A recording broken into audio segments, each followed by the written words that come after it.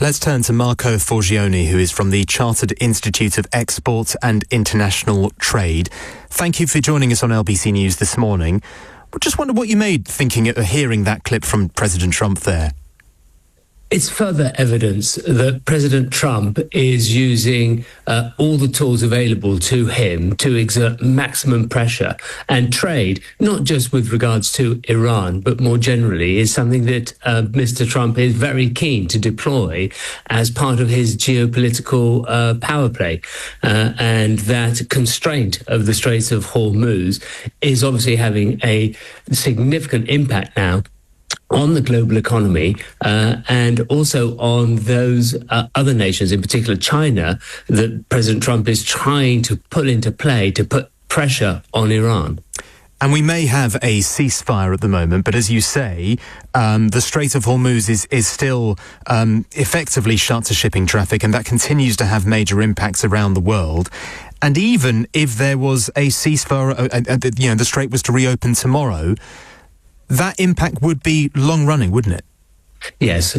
Even once we've got peace and stability through the Strait of Hormuz and we get ships moving again, it will be up to about 6 months before the strait will be fully open and unconstrained for a whole host of reasons, including the risk of the mines that may have been set. So it's going to take a long while, even once we've got certainty with regards to the transit. We need also to understand that, yes, there's a ceasefire. So the attacks on Iran and Iran's attacks in the region have stopped. That hasn't meant, though, that there haven't been attacks on shipping, both by the IRGC, the Revolutionary Guard in Iran, and also by the US boarding and taking Iran-linked ships. And that theatre of activity has expanded. Just recently, the US Navy has boarded and seized ships in the Indian Ocean.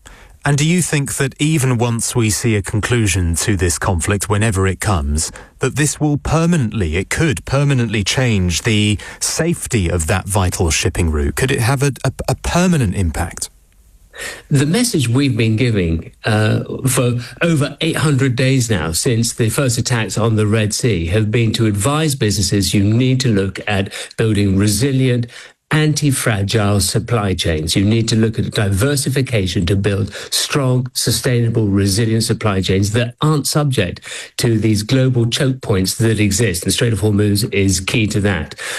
So I think that we are seeing a restructuring of global supply and the role of the Strait of Hormuz, certainly in the medium time, will change significantly as businesses and supply chains adjust to ensure that these sorts of constraints, these blockages, can't disrupt the global supply as they can currently. Thanks for talking to us this morning. Really appreciate your time and your expertise. Marco Forgione is from the Chartered Institute of Export and International Trade. During that